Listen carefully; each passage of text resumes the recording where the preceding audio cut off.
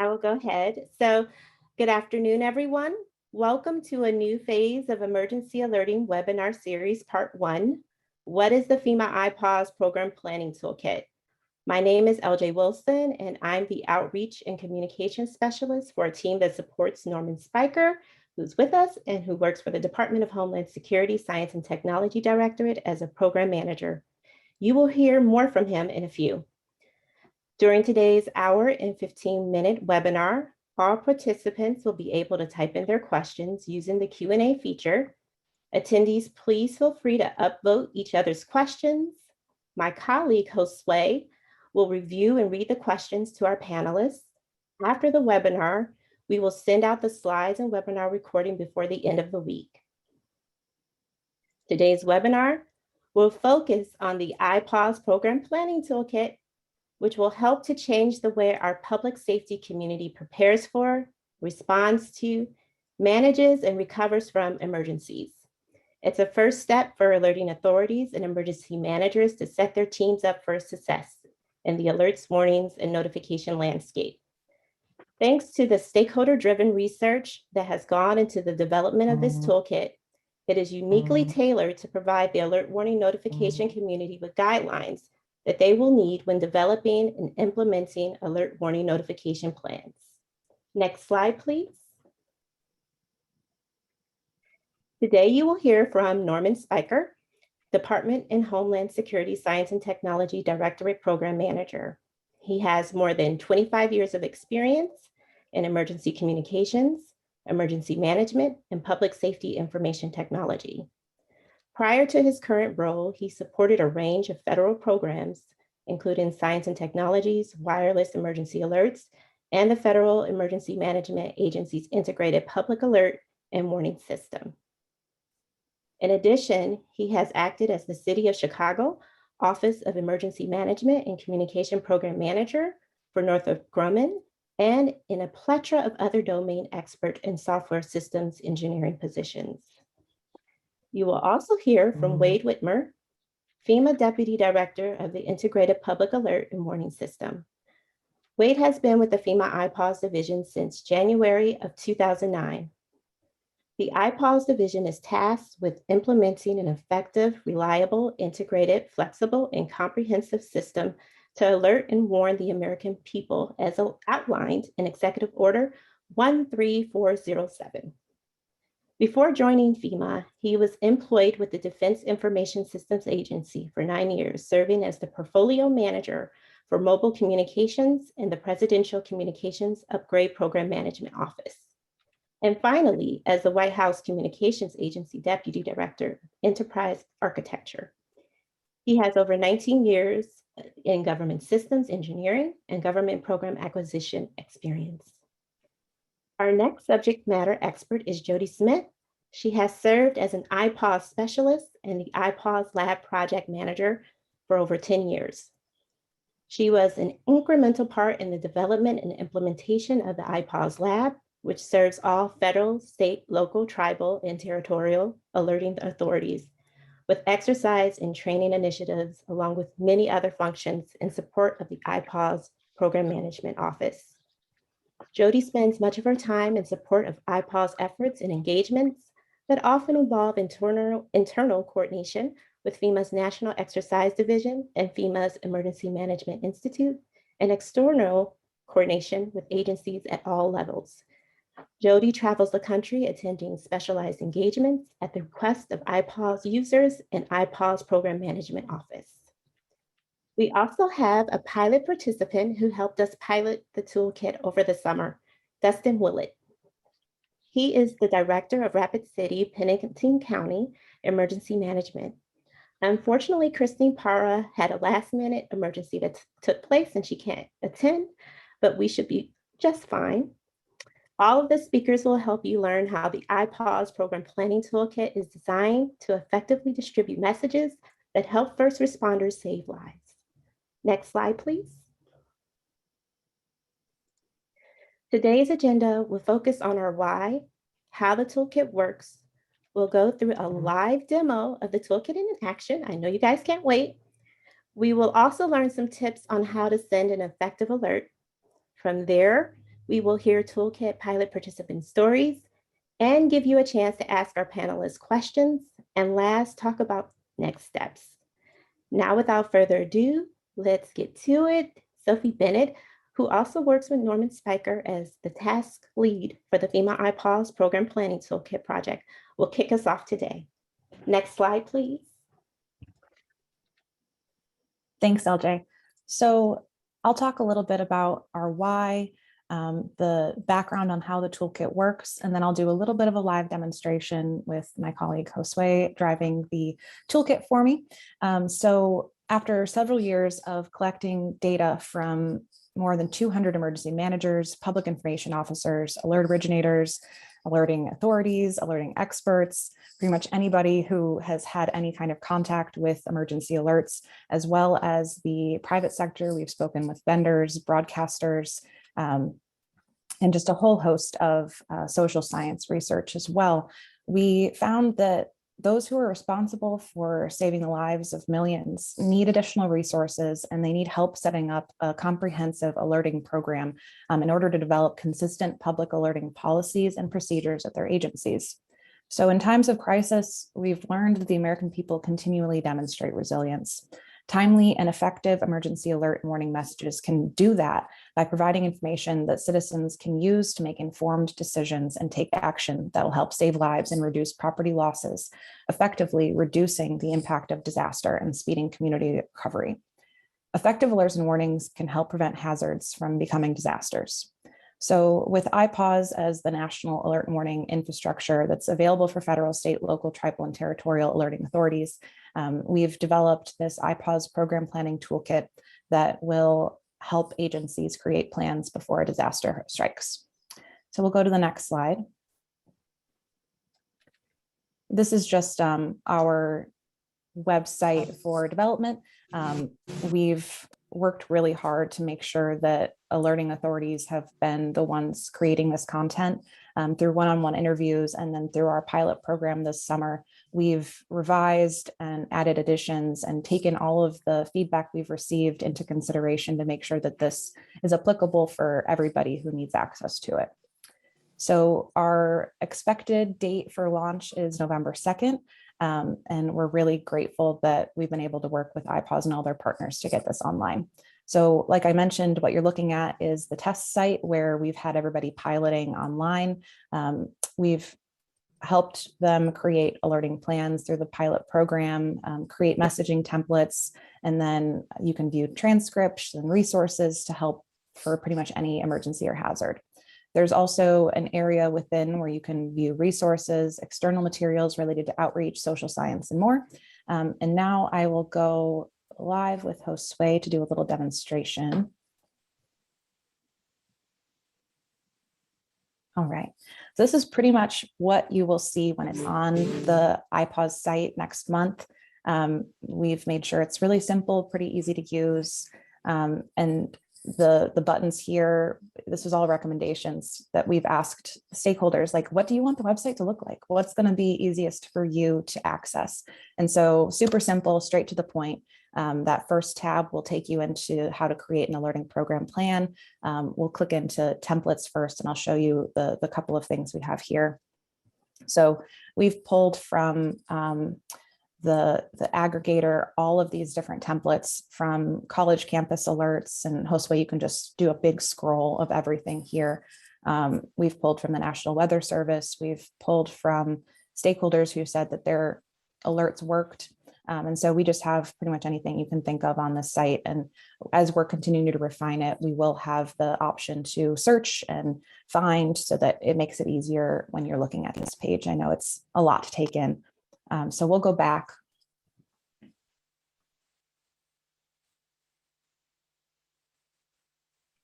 Click into the FAQs.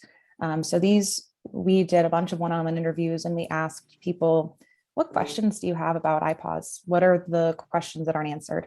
And so these were some of the common ones we found, and all of these answers are also available on the IPAWS website right now.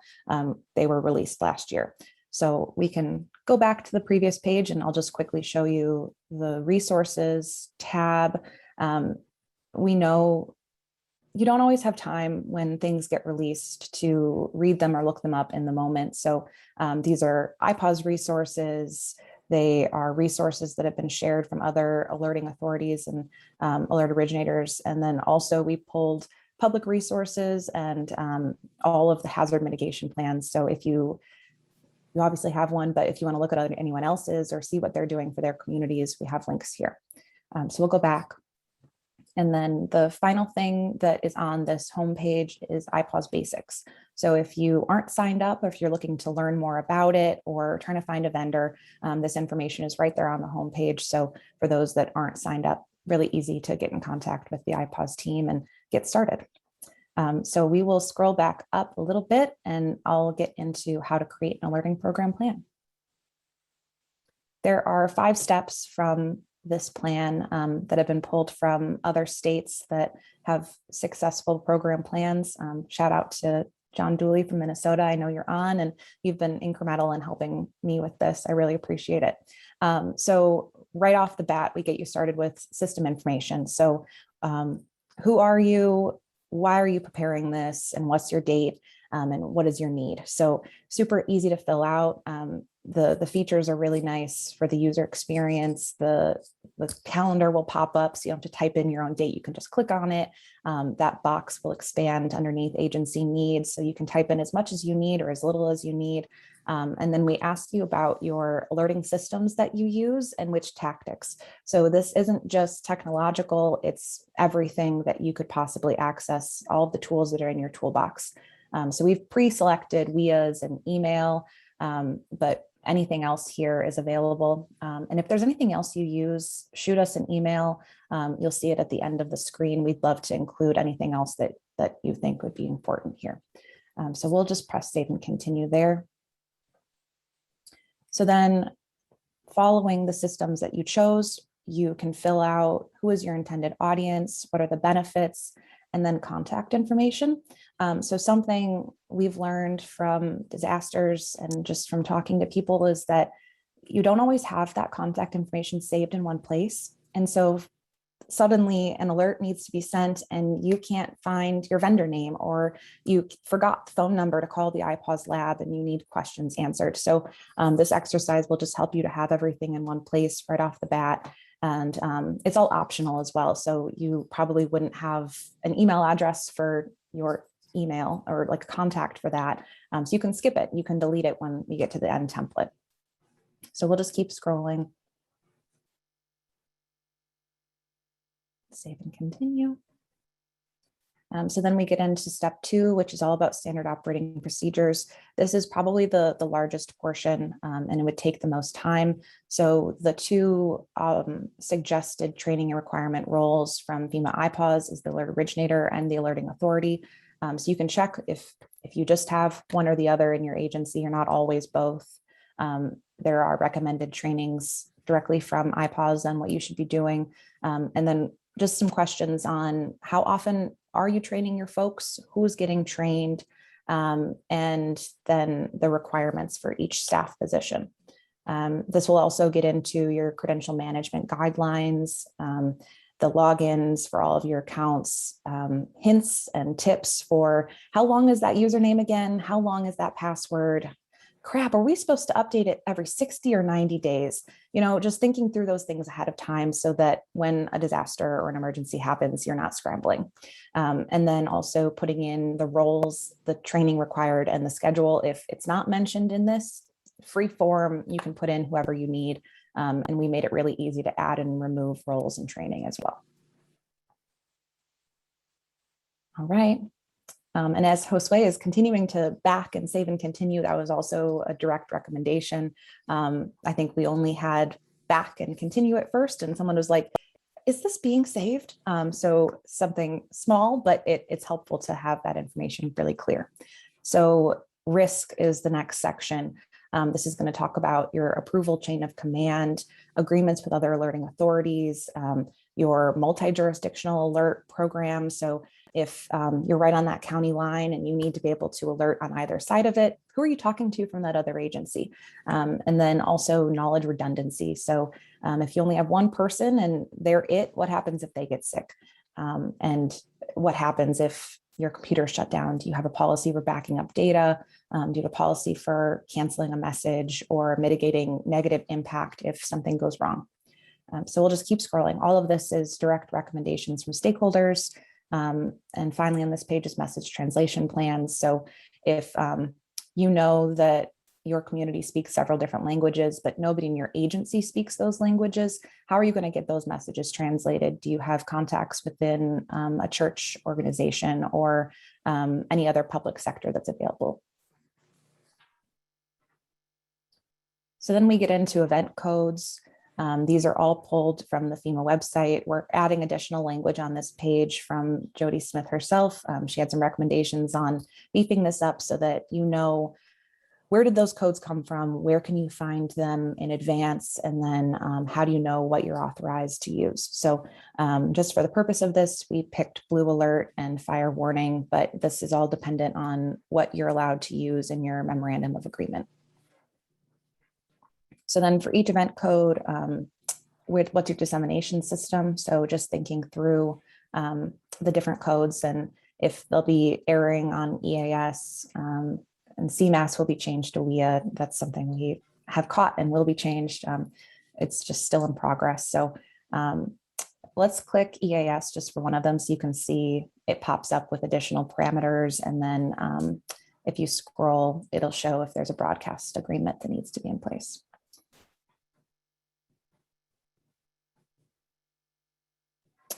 And then vendor software alerting instructions. So if your Everbridge or whichever vendor you've chosen has guidance, you can include it here, but totally optional. I know that their guidance is probably a little bit bulky to include in that little box. So we'll just save and continue. And then we've got a SOP section on testing. So just this is focused on those systems you chose at the beginning. So talking about WIAs and email for our example, how often are you testing those specific systems? Is it included in your IPAWS lab monthly test? And how and who accesses the lab for that monthly test? So we'll just keep scrolling. Audit schedule is there as well. Really important to go back through and audit your program plan once a year has been the recommendation we've heard from stakeholders, but that's obviously subjective. So we'll just keep going. So this is my favorite part of the tool. It's the messaging template creator. So this sort of a Mad Libs way to do it. We've followed social science research to make sure that it's the most actionable format for emergency alerts. So we'll type in a source so you can see what happens when we press generate. Hostway, you're welcome to do. We used a Corner Alliance example in our test, but let's say Corner Alliance, yeah, complete the tool, complete the plan online. And it's really cool about this template builder is that if you are over the character limit as you're typing it, it won't let you generate it. So you have to go back through and make sure you're under the 90 character or the 360 character limit. And we will have guidance at the top of this page too, talking about the social science behind the system. I'm seeing a bunch of questions come through and we will get to them at the end. So you can see right there, you generate the message. It pops up in the bottom and you can see there's 37 characters out of 90. So we're well within our character limits.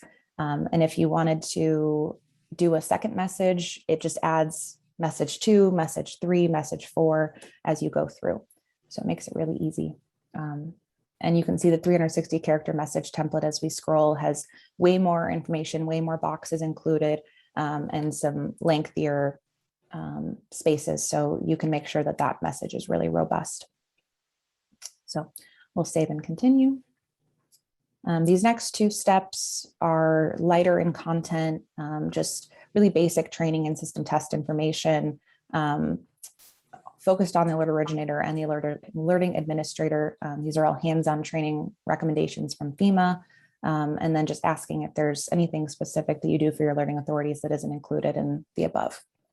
And again, if you have any recommendations on testing exercises, they're definitely our lightest portions, and we're always looking for improvements to these sections. So this is really just informational heavy and it'll get put into your plan. So not a lot required from you, but at least you have it listed when we download that template. And so this is that final page. We will have a bar at the top, so you'll be able to really quickly go back into the other sections, because right now it's overwhelming. You scroll and scroll and scroll, but you'll be able to click into the different areas and make any changes, make any adjustments before you download your Word template. So we'll just scroll all the way to the bottom. You'll be able to hit download, and it pops up with a really, really simple document. This, again, was a direct recommendation we heard from stakeholders, is that they didn't want things to be styled. Like, we know you guys all have your own agency style guidance, and this makes it super simple for you to copy and paste into existing plans, or pull whatever's relevant into your old plans into this new one. And so it's all here unformatted for your convenience. LJ, I will pause there. Do you think it's best if I answer some of these questions I saw now, or do you want to wait until the Q&A portion? Sophie, you can go ahead and answer some of those questions before we start. You got time. Take a look. Oh, thank you, Craig, for the kind words. Alerts not being audible. Oh, that's interesting, Cheryl. I'd love to talk to you about that. And yes, Adam, you can save your progress in the tool. So the way that it saves is through your cookies. So nothing is being stored on the FEMA site at all. Like, your privacy was our main concern here. So it'll save in your browser for 14 days as long as you use like an open tab instead of a private tab. So then I'll move. Hi, Angela. Thank you for all your feedback. Angela was part of our interview process as a standalone tool. So you do have to go through the tool to use the template generator, but you don't have to do anything else with it. Like, you could just flip through to that section and have it as a standalone plan. Sarah, I will share the link at the end. The test site is not, it's not stable enough to handle 200 people clicking on it at once, but we would love to have other people pilot it. So we'll definitely send the link. Let's see, for the last national WIA EAS test, you had to opt in. Is that a new practice? We will hold that question. That sounds like something for Wade or Jody, but we've got a whole Q&A saved. So we'll make sure to get that. Yeah, definitely John with the being a standalone. And will the templates be adjusted when the phone carriers stop using 3G with a 90 character limit? That's interesting. Like, yeah, as things change, we will make adjustments. I didn't realize that 90 characters was just a 3G thing. That's great. Okay, I will leave the rest of them for the end, but thank you everybody for your questions and so for being so curious. I will pass it over to Jody now. Thanks, Sophie. Thanks for having me. Hello, everybody. Jody Smith here at the FEMA IPAWS Program Office, also managing the IPAWS Technical Support Services facility. And that's where, we're helping all of you, the alerting authorities out in the field, to get alerts out. A couple tips here that, I'm talking with Sophie about this planning toolkit, which is an excellent resource. We are thrilled to be releasing this. We know, we've heard for many years that a lot of folks have problems. They pause when it comes time to put pen to paper, and you also don't have time for it. We all know the building plans gets pushed to the back burner, but for anything to be effective, especially sending out an alert, any type of alert, but including IPAWS, you need to have a plan in place.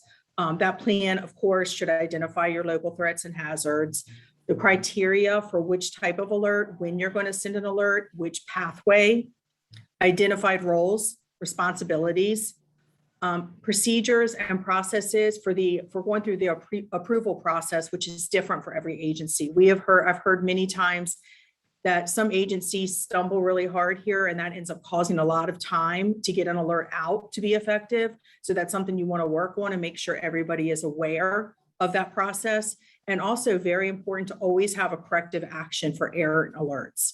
For a long time, folks didn't put that into their plans because they really didn't think of it, but you need to know how to cancel that alert, especially a WIA if it's errant.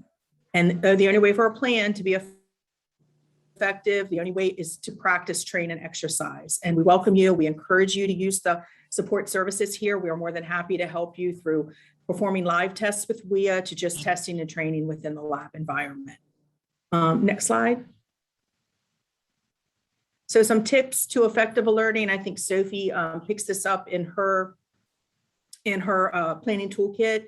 The basic structure that based on social science that all of us reiterate to everyone around the country, the content that you want to include, no matter if it's 90 characters or 360, or even in Twitter or EAS. You want to include who the alert's coming from, an authoritative source, the description of what is going on, and the location.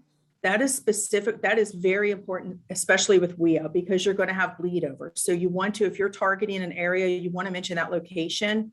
Try not to get too specific to where only locals would know that location, but where identify a location that everybody who's receiving the alert would be familiar with or understand how to become familiar with it. What protective action to take? What do you want the public to do?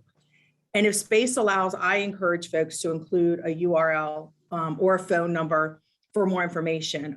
All of the phones nowadays for LTE and above they're clickable. The URLs and the phone numbers are clickable links. Makes it a lot easier on folks so they can just click and get more information. Build basic templates, and Sophie has included that in this toolkit. I know that we are asked constantly, it's one of probably the biggest questions we get here at the IPAWS program office is, do we have templates in place?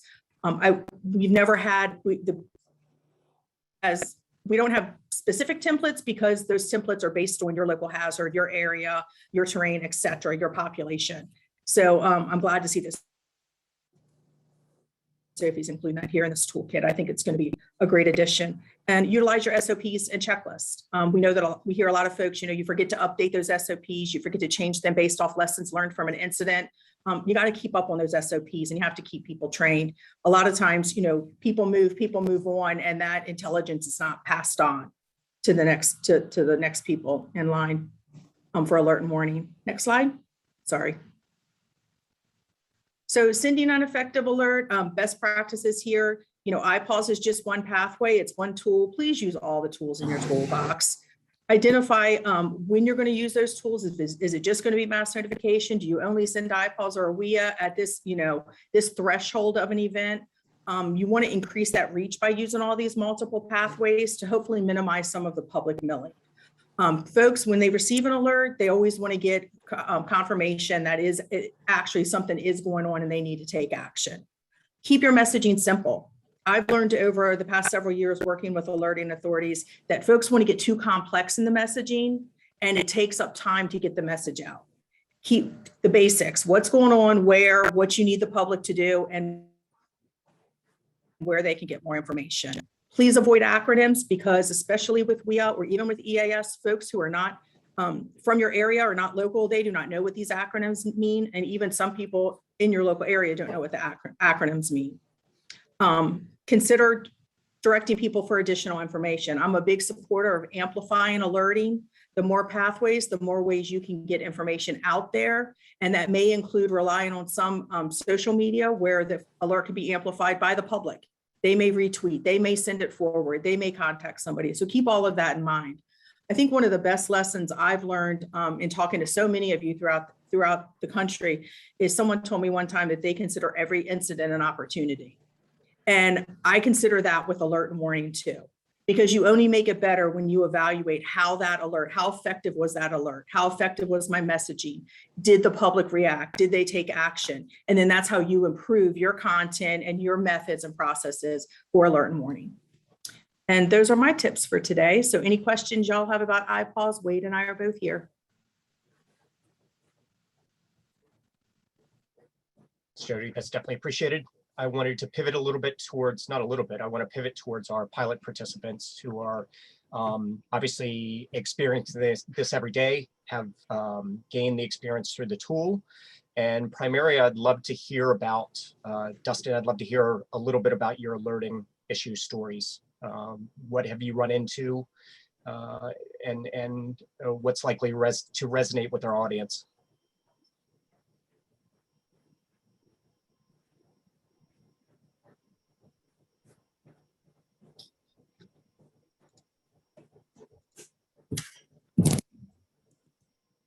we can't hear you, unfortunately.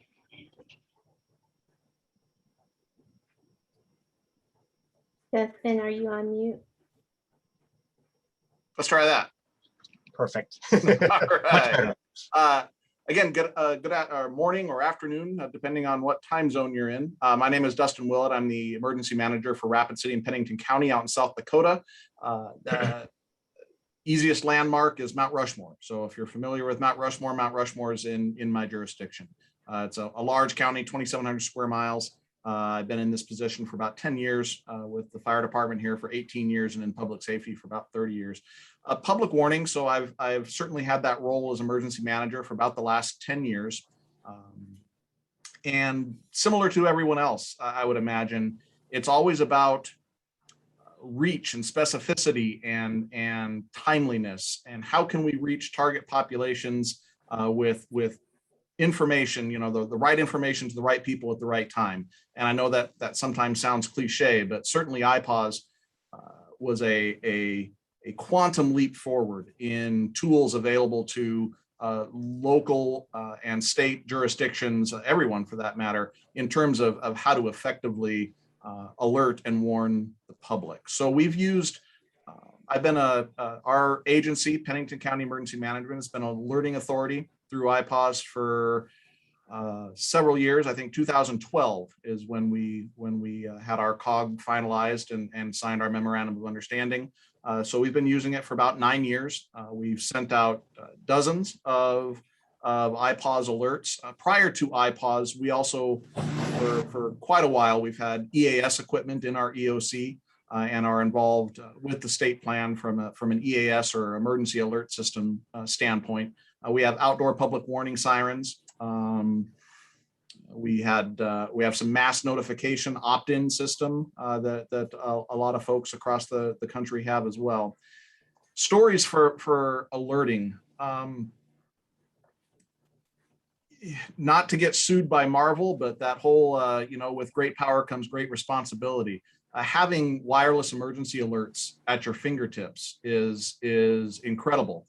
But there's always that nervousness about, is this message properly formatted? Am I conveying the information that needs to be conveyed within the character constraints that we have?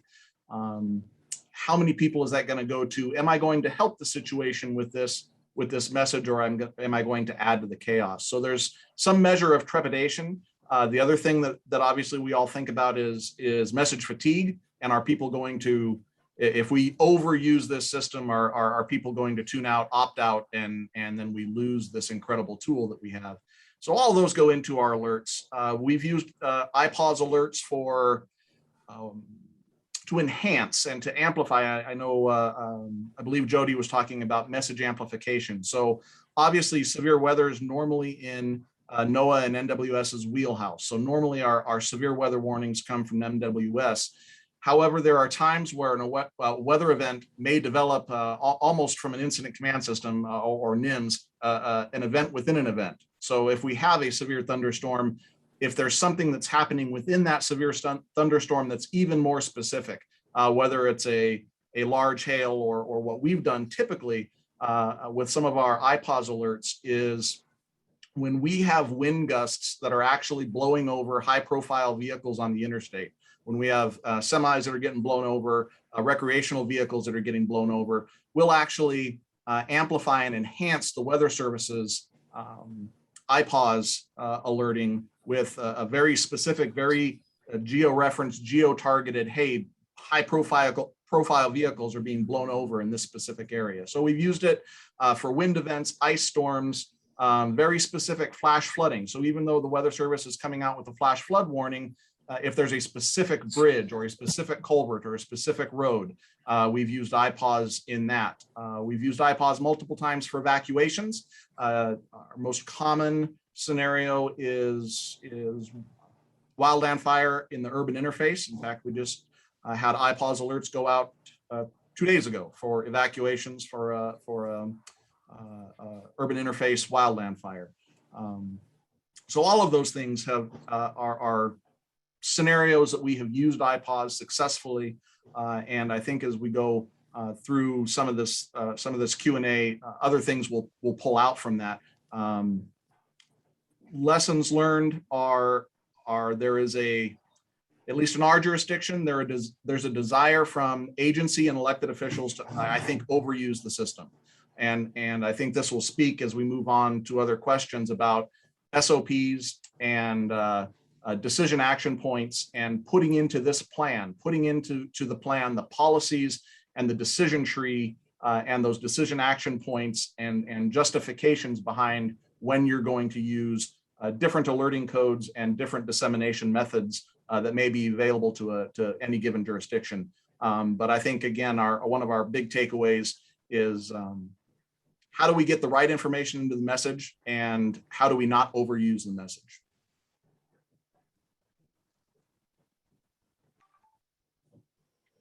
Wade, do you want to take the next one? Absolutely. So Dustin, make sure I stay on script too, right? Really appreciate you assisting with this, and all the folks that helped us with the pilot. I just want to throw out there too that we really, our intent is to build these tools for you guys that are on the ground, that are using it or may have to use it at any day, right? At any time. So the messaging component, I think you told some stories on how you do use the system today. And do you see this, and you've been using it for a while, right? This planning toolkit, how will it help agencies such as yourself and others really into the future? Yeah, thank you, Wade. The three primary benefits that this plan did, and again, we've been using this for 9 years, and I think Sophie's the one that brought this out. It's amazing. I mean, it works, and it works fantastic. But in our office, all those parts and pieces were disparate. They were in different places, different locations, different files. We've always been able to successfully get our messages formatted and disseminated. But really, that's due to one or two people and institutional knowledge. And so if those very single points of failure, if one person's gone out of the office and an alert needs to go out, we weren't as redundant and resilient as we needed to be in our structure, in our process for messaging. So this tool, working through this tool, using this planning generator, this toolkit, it encouraged us, forced us to review our alert and warning procedures and codify some of those elements that, again, had evolved institutionally, but had never been written down. This made us take a look at that and actually make sure that what we did was in writing. The actual message templates and formatting, and I think I've seen that in chat and the questions a bunch already, that message templating and formatting is invaluable in terms of improving the clarity of our emergency messaging with those, again, that common alert protocol character limitations. So we all go to presentations and classes and look at best practices on how to construct messages for 90 character and 360 character.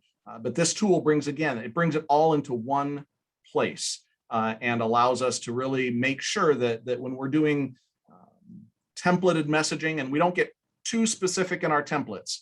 Again, every situation is dynamic and individual, but it really helps us. Again, it's helped our clarity within message constraints. And then the third one with this tool, and it's kind of self-evident, but it brought all of that alert and warning information together in one cohesive, easy to find and navigate document. We had quite a bit of all the information we pretty much had, but it was all over the place. And going through this toolkit and this process brought that all together in one place and was incredibly valuable from that perspective. So if I could just stick one more in there, not a question, but just to echo too. I think one of the gaps that we saw talking to the community over the last several years was, you mentioned you've been there for 10 years, that is awesome. And I hope the county continues to take care of you. right? But turnover, especially at smaller agencies, and not just smaller agencies, but we've seen it happen at a state agency or state agencies before, where 1 month we're seeing people do very effective public alerting, and 2 months later, they're calling us on the phone to say, and at the state level, we've seen this, do we have access to IPAWS? Because we don't have anybody here that remembers the password. So I think, and we understood that, especially at the smaller groups, smaller agencies, you're wearing 17 hats, and the time to sit down and kind of pull together a lot of those things, as you mentioned, there was things written. In some places, there's nothing written down. It's all institutional. So we wanted to make that easier. And that's really kind of the goal with this tool, is allow that, and to share best practices. For instance, the things that you already had done that can help somebody else come up to speed very, very quickly. So we're very encouraging. We really appreciate your help.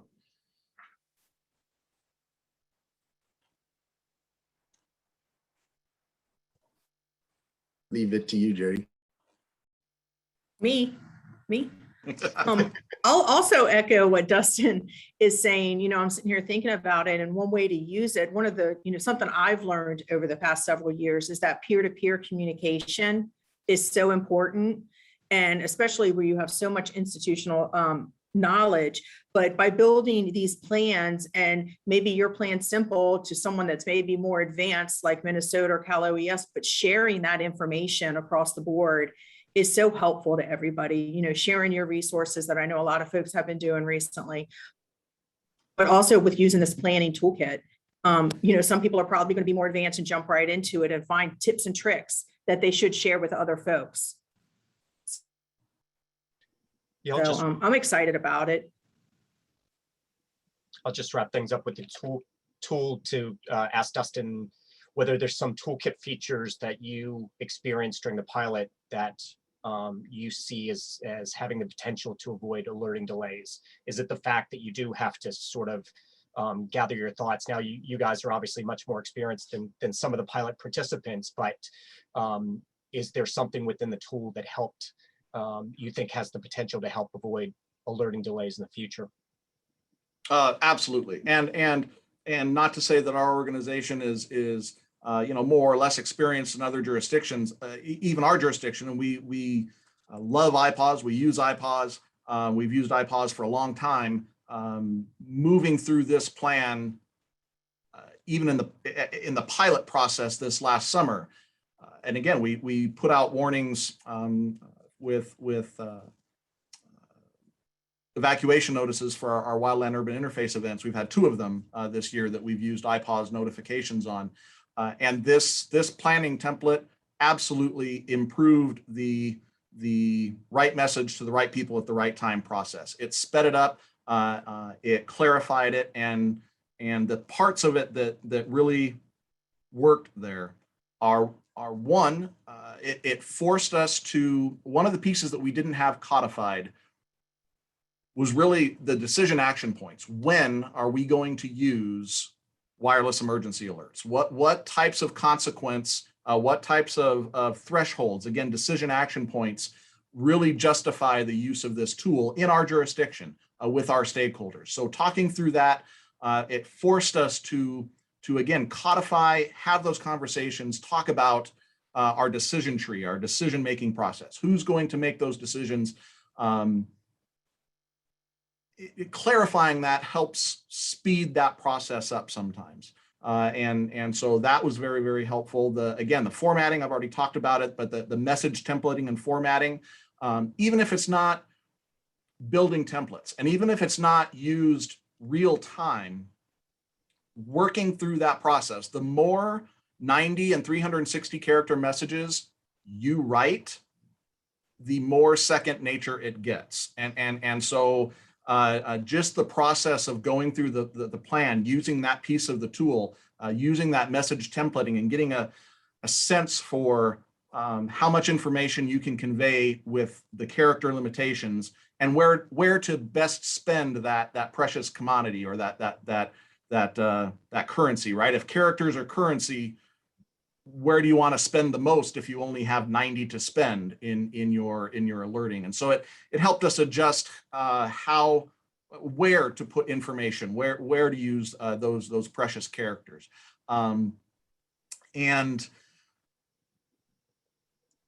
I would say that it's helpful to have all that information in one place. A shout out, this might be a little off script, but again, to the entire IPAWS team, especially Jody over at the lab, but the implementation of monthly proficiency testing was a huge step in the right direction. So forcing people on a monthly basis, alert originators, to access their software, whoever they're using as a vendor to encode their CAT messages, forcing them to get into that system, know the passwords, know your username, know what that user interface is, successfully send that message through various IPAWS channels to the test lab and looking at that report. Doing that on a monthly basis might be a little outside the scope of this actual plan, but again, this is a kind of a holistic package of resources that's available to people through this IPAWS program. But that monthly proficiency test, in conjunction with the tools that are part of this planning toolkit, really simplify. I don't want to use the term spoon feed in a derogatory manner, but again, when things are chaotic and fast, and this has been on your to-do list for the last 6 months or maybe a year and 6 months, this tool really allows a focused and fast answer these questions, spits it out. And then the last thing I want to close with, and this may seem, and I know it was talked about in the beginning of this presentation, but one of the best features or thoughts that went into this toolkit that I am just so appreciative of is the fact that it spits out a fully editable Word doc. So I can cut, paste, change font, change structure, insert, delete. So this planning toolkit gives a phenomenal set of bones, and it in and of itself can be a complete start to finish alert and warning plan for a jurisdiction, no doubt. But again, if you've got some pre-existing things or some formatting or however your jurisdiction addresses these types of functional plans in their overall structure, I was so happy to see that the output product was tailorable, customizable, cut and paste in a software suite that most people have access to and are familiar with. Can't speak highly enough about the decision to do that. So thank you. Something you said definitely resonated with me, and it sort of traces back to something that Wade said in terms of continuity of personnel, et cetera, and that is that codification, right? Because oftentimes in EMAs, you've got a core group that are always responsible for the alerts and warnings. And sometimes those trigger points, those thresholds, as you stated, are not well known outside of that insular group. And so to think that through and be able to develop or codify was the term you used, and I think that's perfect. It allows that continuity to occur, right? Because it's not just word of mouth. Hey, I've got a document. I sat down, I thought about it, and this is what we believe, represents our collective thoughts and how we've used it up to this point. That's absolutely critical to that personnel continuity. So I don't want to take all of our time. I want to take advantage of the fact that we've got this large audience. So I'm going to pivot, if we could, to start addressing some more of the questions and answers that have started to appear. So let's go back to everyone else out there. So please give your questions via the Q&A chat. Direct them at myself, Wade, Jody, any of the participants, certainly Dustin as well. And I'm sure there are other pilot participants that are part of the audience. If you have user stories or other aspects of the pilot tool that you'd like to share, I would certainly welcome that. So with that, I'll turn back to LJ and Sophie to manage some of those questions. Thank you, Norman. I will be helping out the panelists today with the Q&A part of the webinar. Like Norman said, I just want to remind all the participants that if you have more questions as we're going along, please add them to the Q&A function on the Zoom call, and we'll try to make sure to get through all of them. The first question that was asked earlier that I kind of want to bring you guys back to was, will the templates be adjusted when the phone carriers stop using 3G and 3G phones with a 90 character limit?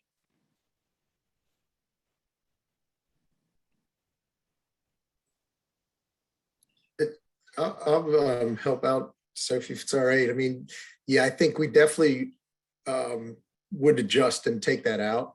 However, suspect we're a bit away from that. I know that the carriers have said that and some of the carriers have really end times for their 90 character, for their 3G networks that they put out there. But, and again, it's one thing to talk about the big three carriers across the country, but there's also large parts of this country where there are other carriers operating. So we'll watch the development in that. We'll stay in touch with CTIA and the Rural Carrier Associations and others to track that. But I think the key concern is that, until there's not a 3G network or there's only minimal 3G networks left, there would still be a need for a 90 character. So right now, I really would encourage everyone to write both a 90 and a 360, really leverage the 360. Most phones will get 360 if the network is supporting 360 that they're at. And of course, the network areas that are 360 that are already all 360 are growing, but there is still 90 character areas out there. And we'll adjust the tool as long as Norm keeps supporting us. It's all good. Thank you for that. The next question is, does the plan template provide suggestions on WIA/IPAWS cancellations in the event of errant messages?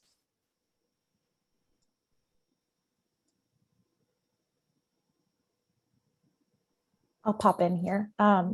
So right now, no, but if there's guidance from FEMA on errant messages, or if there's things that we can include in the tool for that, it's a really great consideration.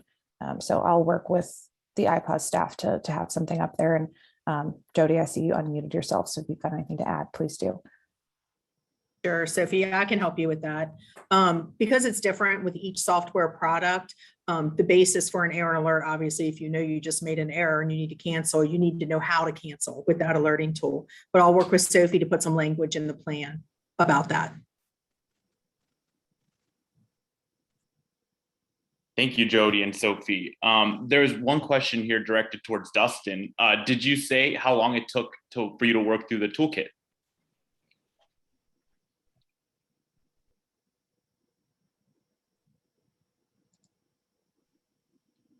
Hi, sorry for that. So yeah, and I just punched in an answer to that question. I saw that come along. So no, I didn't say that, how long it took. So in that message or in that question that I answered, the working through the toolkit prompted us to have some policy discussions.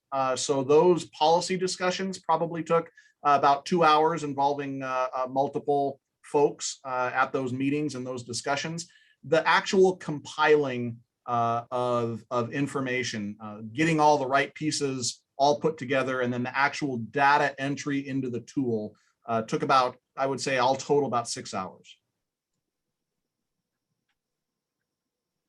Thank you, Dustin. Another question that we caught in the chat, for the last national WIA/AES, you had to opt in. Is that a new practice?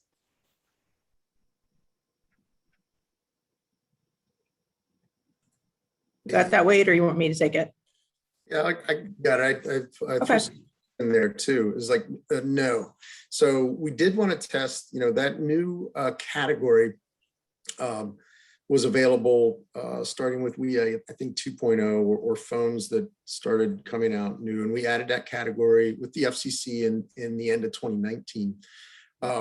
So two things. One was we didn't want this test with WIA to be as disruptive, and the second part was we really weren't prepared to do a large scale survey and collect data to really get some sense of how things were working. So we chose to use the opt-in piece, which we are still working with the FCC to pull data in on that before we'll push some more information out about what we found. But I know that one of the things we did find was we were surprised at the number of phones that didn't even have that category to opt into.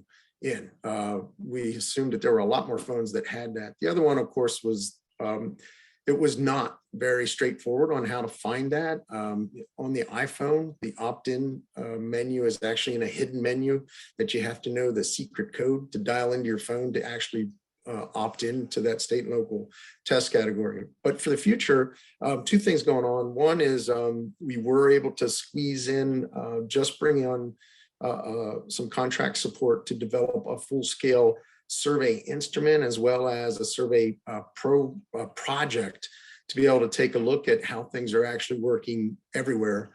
And the other part we're waiting on is that there's right now, the FCC rules were changed in the beginning of this year that is changing the category title in the phone from presidential category to national category. That is supposed to be implemented by the major carriers by next summer. We're going to kind of wait and see the sense on how many of those phones have been changed from, because it's a change that actually happens at the phone, not within any of the in-between systems. If we think that the majority of phones are now ready to display national alert instead of presidential alert, and we've made it through the OMB process to get approval to do a survey of the public, wide-scale survey, then we would really like to do the next test in using that national alert code, which of course cannot be opted out of on a cell phone, so that we can really get a sense and a lot of information back from the public on if they are getting the alerts and how they are feeling when you get an alert. If we don't think we're ready for it in 22, then definitely we'll prefer 23. So that's kind of where we're at right now.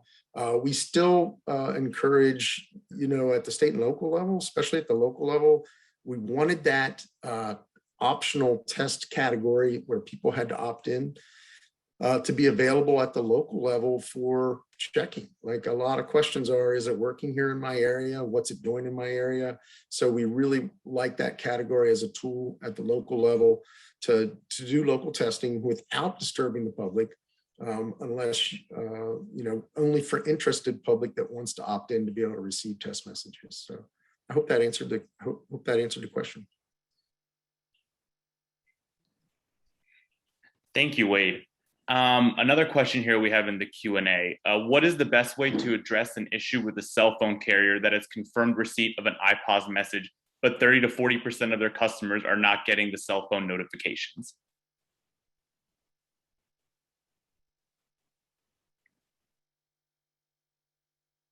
All right, thanks. You're gonna take that, Wade? Okay. Go ahead, Jody. No, I'll let you go ahead with that one. 30 to 40% of people didn't get the alert when the cell phone carrier acknowledged the alert. So yeah, I'd say there's two ways then, Jody, and you fix me when I get this wrong. But one is we do have phone numbers for the major carriers that I'm not sure they're published. I think they are. I think they're on our website, and the FCC may have them. So if you have a specific carrier and you know that's a specific carrier, you can contact the people that answer that number at the carrier, know what wireless emergency alerts and CMAS is, which is not the case if you call typically the customer support line. And if you don't have that number or there are other questions, I'd absolutely say also call our technical services support facility, our TSSF line, 184 IPAWS lab, and Jody will help you get there, right, Jody? Oh, yes. Can I add to that? Sure. So just really quick, and again, I hate to be the IT help desk that just automatically screams user error, because it's not always that. But I will say that within our population, we certainly get that feedback. After we issue an alert, we certainly are inundated with messages and calls saying, hey, the person sitting next to me in the restaurant got it and I didn't, what's up? And so there's usually interest right after an alert, because an alert's usually disseminated with some kind of significant event in the community. And so there's some interest, and it's that old adage, strike while the iron's hot. One of the things we do right after an alert's been issued, right when there's a lot of media interest, both on our traditional and social media outlets, is we've put together a very, very quick video snippet with multiple makes and models. We basically just pulled everybody in the office and surrounding offices and did quick little video snippets on how to navigate in that particular phone, whether it was Android, iOS, different manufacturers, but how to navigate to the emergency alert settings in a particular device and ensure that they were set to the appropriate levels, that you were opted into everything that you wanted to be opted into. So whether the devices are coming configured appropriately with everything opted in and then people have to opt out, or whether people have opted out unintentionally, you can also end up with some portion of the population who has inadvertently opted out of messaging. And so again, when there's that community interest using traditional and social media, we try to push out, make sure you go into your device and make sure that you have the alerts enabled for those categories of alerts that you can potentially disable. And now, if I can add just a little more too, talking to the carrier reps, we can see that they're gateway acknowledged from our side, from the IPAWS side, and talking to a specific carrier rep can get you down to where they said, yes, the message was broadcast from these towers. But we don't know a solid answer, and really talking with the wireless carriers and the phone manufacturers, we do know that there's a percentage of phones for any given alert that may not get it. We think that percentage is 20% or less, depends on the circumstances. That's not for every alert. In other words, it's not every, if you have a phone that happened to not get an alert that one time, does not mean that you won't get the alert the next time, and vice versa if you have a phone that got one. But we think it's a small percentage. That would be something we're definitely looking to learn more about when we can do another nationwide test with a real survey project in place for that. We think it's getting better. My sense is that it's getting better. The folks on the ground out there, we have learned of instances where we are still in this transition from regular geo-targeting to enhanced geo-targeting, which that is something that applies to how the carriers actually decide which towers to broadcast the alert from. The new version that is still in process, is still rolling out, what's called enhanced geo-targeting. Actually, the message that is broadcast from the towers includes the geographic coordinates for where the alert is valid. And phones that have location service turned on will be able to use that data to determine if the phone is in or not in the alert area before it alarms and displays the alert. Some of the carriers, when they started rolling out this enhanced geotargeting, began broadcasting the alert from more towers to ensure that more phones were able to get that. What we learned, though, is there's only like 34% of the phones in circulation in the United States today that have that ability to enhance the geotargeting. So at the beginning, we saw alerts going to a much wider area. We about 3 months ago, found one of the major carriers that was continuing to only broadcast the alert to towers that were very, very close to the alerting area. That carrier has since actually expanded the number of towers that they broadcast from, which on one side led to a lot of people in a rural area being able to get the alert that was valid for them. And on the flip side, about 2 weeks later, some alerts that were within a urban or more densely populated area, we got a lot of complaints from folks that were getting the alert way outside of the alerting area. There's not a perfect solution. This is kind of a pick or poison piece going forward. And the conversation is going to continue on that, of course, with the alerting community and the FCC and the wireless carriers. But, the only mitigation that we have right now is we try very hard at public education to let people know that they may get alerts when they're far outside of the area, and then to try to squeeze in something that makes sense to people to get that to say, so that they can quickly determine if they're close to or not close to that alert area. So put some location information in the message. That's all I got. Thank you, Wade and Dustin. The next question is regarding Verizon. So Verizon has recently stated they're adding a 10-mile buffer to all alerts. This is in direct conflict with our ability to scale notifications to urban areas where 10 miles may drastically over-notify. What is being done to work with Verizon to align them with the 1/10 mile notification requirement? Verizon is the carrier that I didn't mention, but so there you go, right? Verizon was continuing their geo-targeting pretty much based on if the tower was inside of the alerting polygon that was sent through. So for the targeted alert area, the result was that in some rural areas where there were some fire evacuations being sent, Verizon did not broadcast alerts because the targeted area was pretty far outside of where they had a cell tower. So they chose not to broadcast it from that cell tower. That was in discussions with that in really in Northern California. I believe Nevada was where the authorities there found that they were sending alerts and found that only Verizon customers were not getting the alerts. In a conversation with Verizon, the FCC was on the call as well. Verizon said, look, we can make an adjustment to our algorithm. The adjustment they made is that if they have a tower that is within 10 miles of the targeted area, they're broadcasting the alert from that area. That works really great in rural areas. As the question leads, is like that kind of caused some issues in urban areas. I don't have an answer for that yet. I think the conversation is going to continue. It's not just on the West Coast that we've heard that from, but some states are concerned here on the East Coast. It's a conversation that we'll have to get together with the FCC and with Verizon and customers. We're looking at the carriers are making some estimations on how fast phones roll out.